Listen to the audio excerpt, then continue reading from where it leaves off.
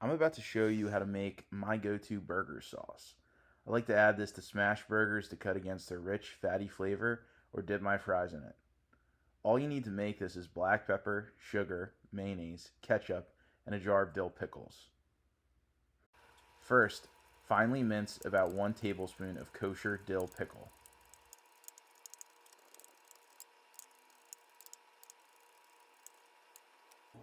Add your chopped pickles to your bowl, or mason jar in my case. Then add the rest of the ingredients.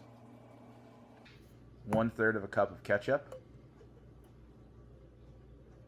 1/3 of a cup of mayonnaise,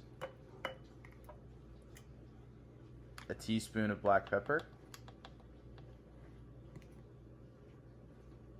a teaspoon of sugar,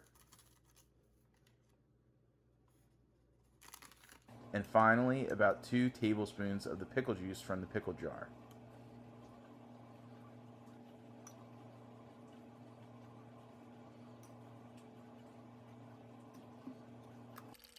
Mix this all up and you've got a fantastic burger sauce.